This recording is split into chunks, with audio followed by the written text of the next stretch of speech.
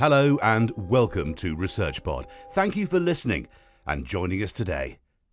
Criminology on Trump is an investigation of the world's most successful political and criminal outlaw, Donald J. Trump. Emeritus Professor of Criminology and Criminal Justice at Eastern Michigan University, Gregg Barak, has undertaken a unique analysis of Trump's background and business ventures using criminological research methods and frameworks to examine Donald Trump's history of crime and social impunity. The crimes of this infamous entrepreneur have only recently begun to surface, but Barak shows that the accusations of sexual assault, tax evasion, money laundering, non-payment of employees, racketeering, and obstruction of justice have been accumulating for decades. Donald J. Trump has been given many names throughout his rise to infamy. According to Professor Gregg Barak's criminological analysis of Trump's lifetime of criminality, the most suitable label would be the Houdini of white-collar crime. Barak's research explains how Trump, as a con artist, cunning racketeer, and master gaslighter, used the Trump Organization as a legitimate front for criminal activities for more than 4 decades. Trump's entry into the White House was an opportunity to pursue his lust for power and wealth and to orchestrate a kleptocracy. Barak's research has been published in his latest book, Criminology on Trump. In this work, he demonstrates that rather than being irrational, unhinged, or crazy, Trump's background and business ventures from a framework of criminological analysis show him to be none other than a calculating and compulsive liar. The Trump family wealth began in the 1890s when Donald's grandfather, Frederick Trump, amassed a fortune when he founded a restaurant, hotel, brothel in British Columbia and a restaurant and hotel in Yukon County, Canada. Money trickled down the family line until Fred Sr., Donald Trump's father and maternal grandmother, founded E. Trump & Son in 1923, which was taken over by Donald Trump in 1971. Lucky for Donald, he had already accumulated many millions of dollars of inheritance before he started his own business ventures, many of which would go bankrupt. To be exact, Donald Trump has had over 20 businesses go bankrupt, and Trump golf courses have lost more than $315 million over the last 2 decades.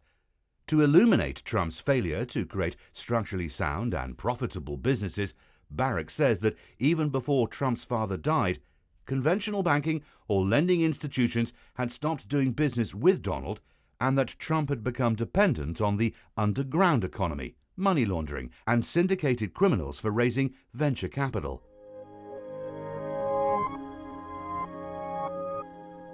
Donald Trump's relationship with crime is increasingly obvious when a closer look is taken at the financial performance of his businesses. Barak says that an analysis of his financial records reveals that he used his intelligence and deceit to operate a criminal enterprise. The parallels between Donald Trump and famous mobsters like Bugsy Siegel and John Teflon Don Gotti are not a coincidence, according to Barak's analysis. Instead, they exhibit the ability for a powerful, albeit maniacal businessman to exert influence over other people's behavior. Symbolically feared for his ruthlessness as a businessman, Trump not only embodies characteristics of famous American mob bosses, authority, charisma, corruption, intelligence, and persuasion, but he has done business with numerous organized crime figures. According to distinguished criminology professor Henry Pontel of the John Jay College of Criminal Justice, Barak uses a broad criminological perspective that draws on issues central to white-collar and elite offending, providing an importantly deep and novel analysis of Donald Trump's behaviors before, during, and after his presidency. Anyone who is not following Donald Trump's rise to political infamy likely believes that his presidency came out of the blue. Although Trump had never held any political office before he became President of the United States, he had been eyeing the Oval Office for several decades. Professor Steve Toms of the Open University UK says that this scholarly, rigorous and meticulously researched book informed by criminology, political economy, and psychology, reveals a forensic and terrifying analysis of Trump. In documenting Trump's repeated attempts to usurp the ultimate position of power, Barak says that in 2000, Trump ran his first bid for presidency under the Reform Party, but quickly realized that trying to become a US president under a third party had little to no chance for success. Returning to Trump Tower, he continued to pursue a career in television in the hopes of gaining America's adoration with his devilish charm. Trump ran for president a second time in 2012, hoping that the American people would take him seriously, but there was a great deal of speculation of his motives for gaining control of the White House. In the end, Trump dropped out of the 2012 race because his Celebrity Apprentice show provided a greater payout than a lost bid for the US presidency. In 2016, Trump's ambition to rise to political power started to become a reality when he launched his campaign for this ultimate position of power. Although he was initially met with great skepticism and low ratings, Trump managed to stir reactionary America into a frenzy of nationalism, white supremacy, and organized violence. Despite his incredible wealth, Donald Trump never used a dime to pay for his political campaign. Instead, Trump used campaign funds to pay for the use of his Boeing 757, his smaller jet, his helicopter, his Trump Tower office space, and several other Trump Organization services.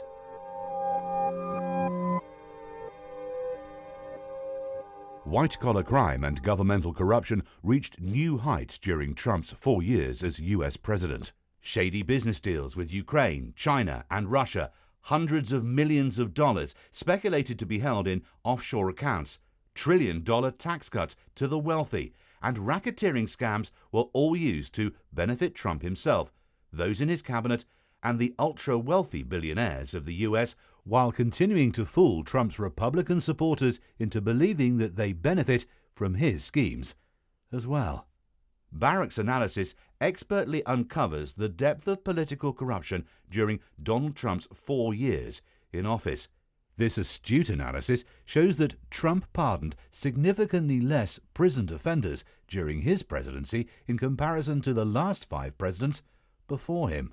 Rather, he favored giving pardons to lobbyists that helped him secure his position or influenced foreign political relationships. Trump's pardon considerations were auctioned off to people willing to pay the price of their freedom, starting at bids of $50,000. There are several noted accounts of lobbyists paying $100,000 and all the way up to $750,000 to a variety of lobbying firms that supported Donald Trump's political party. According to Barak, the folks that were personally pardoned by Trump lobbied the United States illegally and regularly on behalf of foreign interests, such as the convicted and pardoned Paul Manafort and the indicted Tom Barrack. Neither were ever registered as lobbyists or publicly advertised their lobbying services. Not only were their transactions with Trump off the books, but they also were clearly in violation of the Foreign Agents Registration Act, 1938. Paying huge sums of money towards Donald Trump's political empire not only could get someone out of prison, but it even landed one man a place on Trump's trust fund board for the Library of Congress.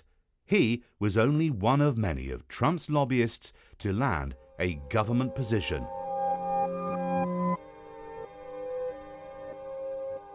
Trump's incitement of political insurgency and the orchestrated assault on Capitol Hill is likely the greatest display of Trump's power.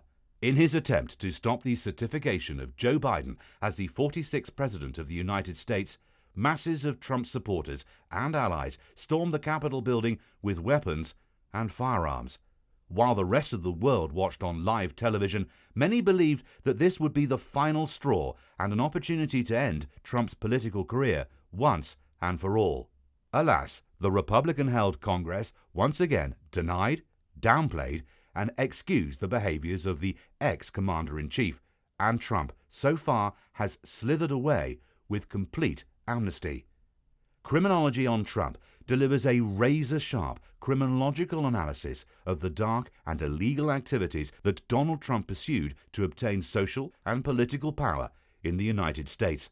It shows how he used his position to perpetuate his own criminal agenda, and finally, the lengths he would go to keep the power he had spent decades socially constructing. To order your copy of Criminology on Trump by Gregg Barak, visit Routledge.com or Amazon.com. That's all for this episode. Thanks for listening, and stay subscribed to ResearchPod for more of the latest science. See you again soon.